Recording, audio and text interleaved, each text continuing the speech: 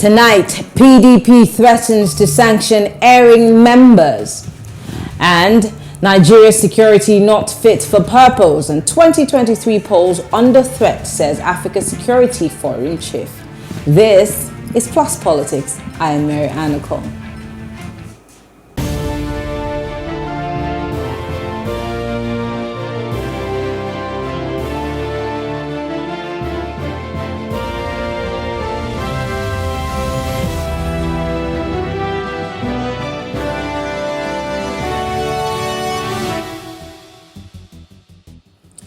Ahead of the 2023 general elections, the main opposition People's Democratic Party, PDP in Plateau State, has threatened to sanction any of its members involved in anti-party activities. The PDP also said that it was closely monitoring the activities of its members and anyone found wanting will be sanctioned in line with the rules of engagement.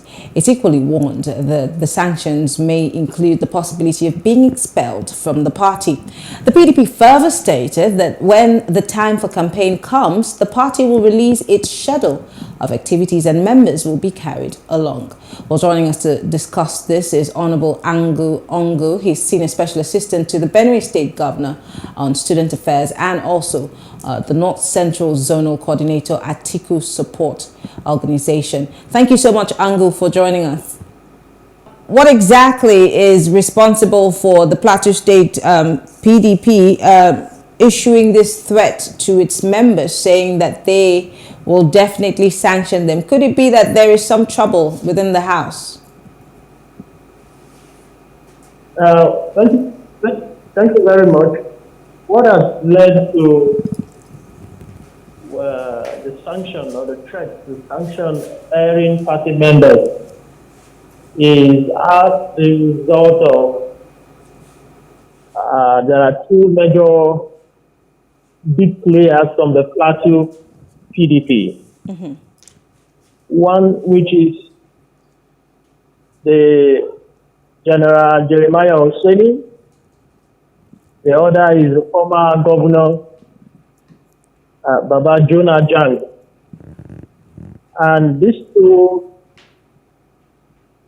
big elephants, we have seen that people from their camp have been fighting and releasing press statements and issuing threats. And the party, being a party that opposes discipline, has come out with a strong statement to say, look, we don't want discord. We have an election before us. And we will not tolerate that our house is not united.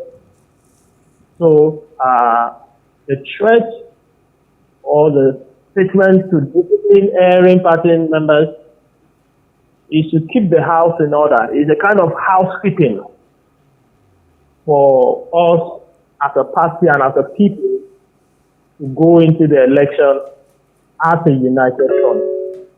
It is not time to be distracted. It is not time to look left, right, or anywhere. But it's time for we as party members to stay focused on the goal of rescuing Nigeria, redirecting Nigeria, and rebuilding this great nation. Let me go to what the Plateau State PDP said. I'd like to quote some parts of that press release. Now, it said, and I quote, "The State Working Committee frowns at the recent behaviors and actions of some members of the party, particularly some stakeholders who ideally are expected to advise, guide, exhibit maturity, loyalty, and mentorship to the younger ones, but are the same people spearheading division." It goes on to say that it's unfortunate that they secretly encourage anti-party activities and they publicly on social media work against the acclaimed party to the extent that they even work against their candidates. What could have gone so wrong that the party was unable to deal with that would cause members of their own party to publicly engage in anti-party activities? I mean, Like you said, if you must go into a war or a battle, you must go with all your house in order. And if this is what's happening at this point, I'm wondering, what's the National Working Committee doing to deal with issues such as this? Other than just asking that or putting out strong sanctions or saying that we will, in fact, indeed expel some erring members. How does that help to put the house in order? All right, thank you very much. Like you rightly quoted, I've mentioned two gladiators, and not them personally, but those in their camps have been showing, should I say, sanctions. Maybe because of one dissatisfaction or the other.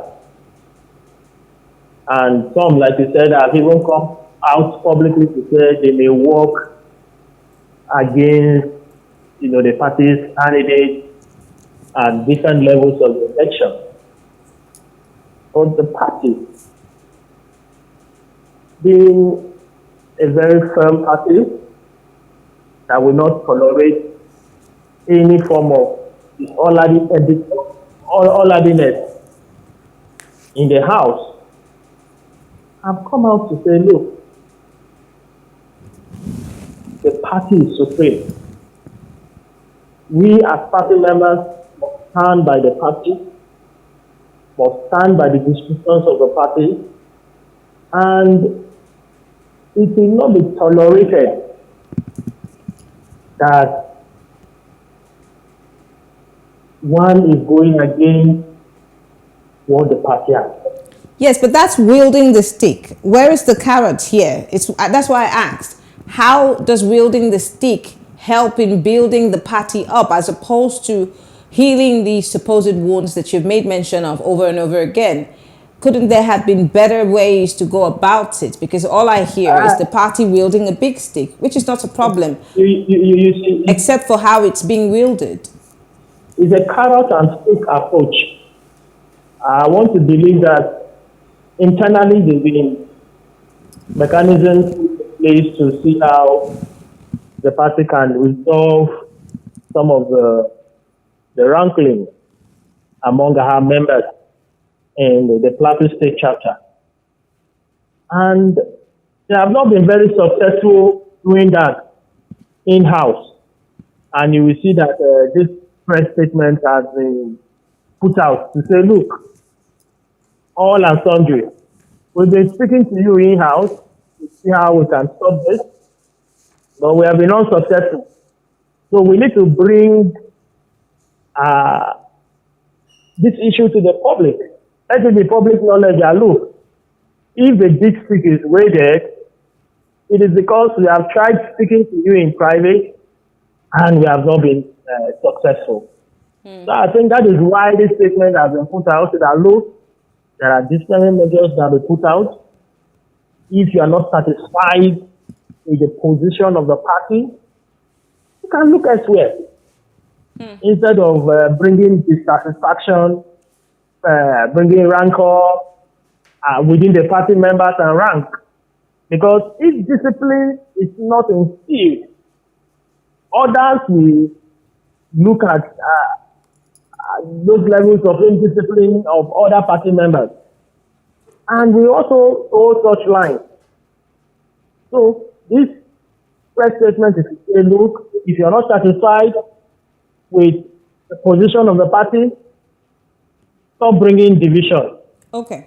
And if you cannot stop bringing division, look elsewhere. Okay. Let's move from Plateau State to the national level. Now, it has been reported that Governor Wike and several other PDP members were seen in a meeting with the APC presidential candidates in the United Kingdom. This, of course, has been the news for today. Let's start with your thoughts on what this could be misconstrued to be or even interpreted to be. Now, also, just to cast your mind back to some of the demands that the Wike faction of the party, if I would use that word lightly, have been asking for. They've been asking for the chairman of the party to step down if there has to be some form of fairness, in the party. He's also, some will say, still aggrieved as to how he was being treated by the presidential flag bearer of the party. But what are your thoughts as to this meeting and, of course, he being seen in company of other PDP governors? Thank you very much. Nigerian papers can put out any headline in order to sell their newspapers. And like the very bogus headlines that we saw this morning, a very clear example that most times Nigerian journalists, in order to sell their morning papers, can put out such bogus headlines. So you're saying the media is lying? It is unfortunate that none of them showed us pictures of such meetings, but they were able to give us bogus and, permit me to say, even unfounded headlines that very credible PDP elders, governors for that matter, met with Ahmed Bola Tinubu in London or in the UK. So I'm not going to dwell on that, but I would like to say that the party is united on the issue of the national chairman, His Excellency Dr. Yochi Ayu, resigning or stepping aside. If you go back into history, we've had times that when Obasanjo was the president of this country, we had a national chairman from the south of this country, at the southeast of this country. But the position of the constitution, the position of the party is very clear. Party positions are not subject to legislative or even executive positions. These are very clear issues. The constitution of the party does not state anywhere that if the candidate of a party to emerge from a particular section of the country, the chairman of the party should resign.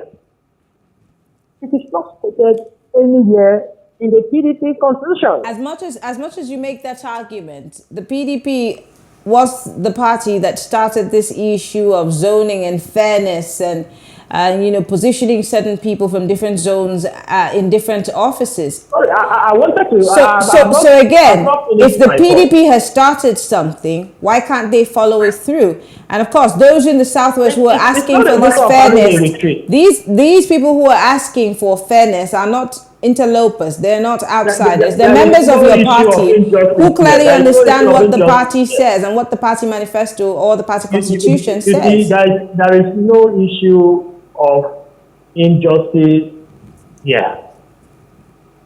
And I'm so sorry, Anngu. Are you saying this because you are not from the region that's asking for this fairness? Is that your position? I am not from the region, but nobody has clearly come out to say the party chairman to resign.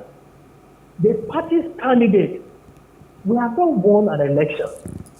If the PDP have won an election, we will now begin to even discuss the issue of moving the national chairman of the party to one part of the country.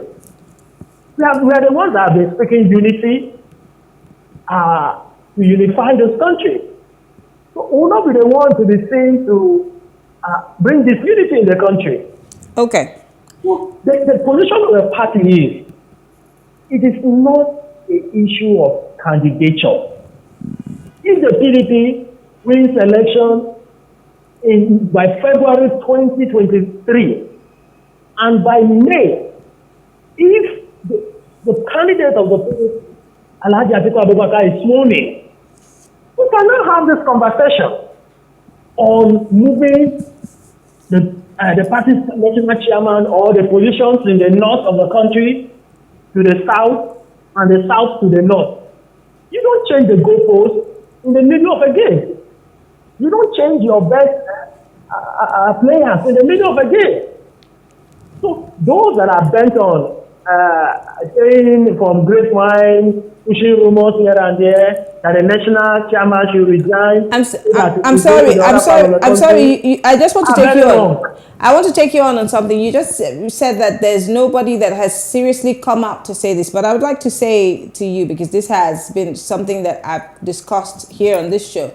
One of your BOT members and, of course, senior party stalwarts in the Southwest, Chief George, is one of those who have called for fairness and asking the chairman of your party to step down. So when you say that this is a grapevine conversation, but you have heard what I've said. Whether it is grapevine or not, what I'm saying is we are in the middle of a competition. We will not be changing our players here and there. The very eminent professor, I'm calling him a prof now, Chief Olubodo George, is our father, is our grandfather, is a well-respected party elder, an elder statesman. I respect him for that. But if he himself will be sincere with himself, we also agree that, look, this is not the time to be talking about changing party positions with executive positions. We don't even have the presidency, for crying out loud. It's just a candidate we have.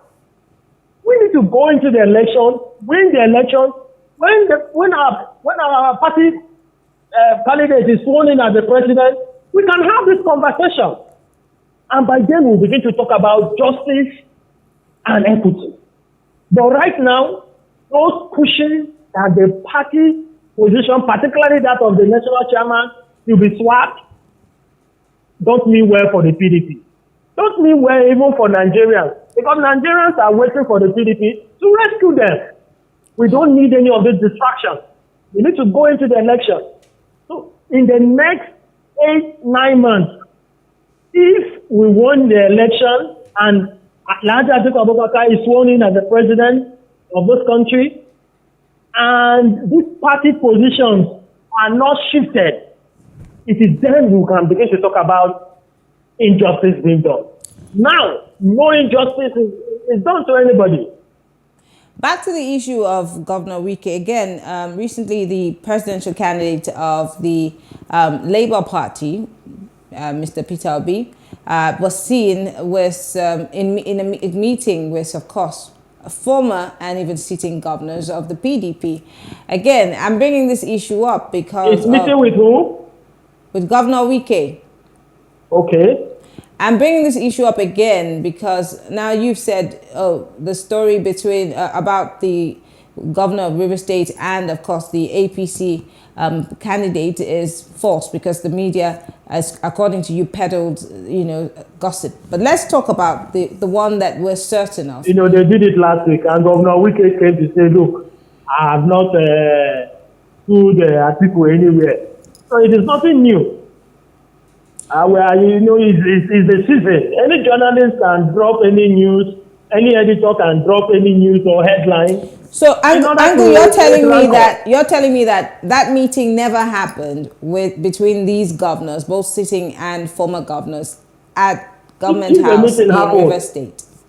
Let us see the pictures. But there were pictures, there were videos also. I'm curious, are you playing the ostrich here in this issue, or you'd rather not talk about it? I am not playing the ostrich. So the media is lying again. It is nothing new. This is the season, this is an election season. Anybody can drop any news in the media to create rancor and whatever they want to do. The other day they dropped the news that Governor Wike had sued the candidate of the PDP, Alhaji Atiku Abubakar. And he came out and said, look, I didn't sue anybody. But most of the national daily carried that news. Okay, finally, let's talk about how the PDP can mend fences here, because that's the most important thing. A house that's divided against itself cannot stand. And you also said that those who are having issues within the party, those who seem to be, in your words, peddling some of these stories, do not have the best interests of the party at heart, and those in Plateau State also that you made reference to. So I'm wondering, if there's this much division within the party, why is the NWC not doing everything within its power to try and mend these fences? I did hear that there were committees that were set up at some point to deal with these issues, but what have these parties, these committees come up with in terms of dealing with these internal crises to make sure that you present a more united front as we get ready for campaign season? The PDP is one big family, and there is no family that is without rancor. There are disagreements here and there, but these disagreements are not supposed to be at the detriment of the family in general. There are issues, some are perceived, some are real. But I want to put it to you and to all Nigerians that those issues will be resolved. We will come out, the PDP will come out stronger, we come out bigger, come out more determined to rescue this country, to rebuild this country, and to redirect this country. And finally, the Atiku campaign organization, of course, this is the season, like you said. There has to be some form of what's the word? Like you said, housekeeping. We've seen and heard all kinds of stories emerging. And you, for once, working as a zonal coordinator, how are you handling the PR for the campaign in terms of making sure that proper information, is put out? Because you're one of those who are quick to say that the media somewhat has, a dog in this fight, even though they don't. But I'm wondering what it would profit the media to tell stories that, about your party. But again, what is the Atiku campaign doing to make sure that one way or the other, it does not feed the public with the wrong, or rub off the public wrongly? The Atiku support organization that I happen to be the North Central coordinator, we have a way of disseminating information. We are not just a mushroom group. Immediately after the general election in 2019, we went to work. We've been building this organization for the past 3 years plus. So you will not come and sway our members and that of the party particularly with some flimsy shenanigans. Our members and our party and members of the organization are determined. They know the direction of the party and they are following it.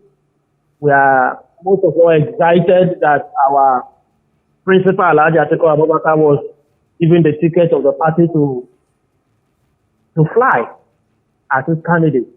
And secondly, we are getting to work. Daily, we are disseminating information on WhatsApp groups, on Telegram, issuing our press releases to reassure our people that, look, we are on track. We are ready to rescue the nation. The young people, the women, the youth, the men in this organization are ever ready.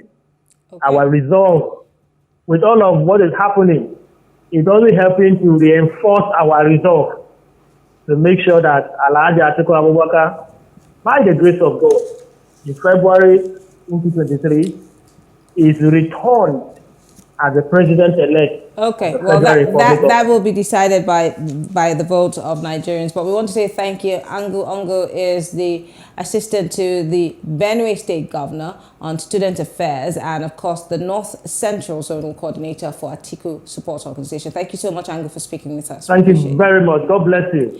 All right, thank you all for Nigeria. staying with us. We'll take a quick break. When we come back, we'll take a look at the discussion we had on security yesterday as the 2020 elections are drawing nigh and the possibility of security threats that might be coming at the time. Stay with us.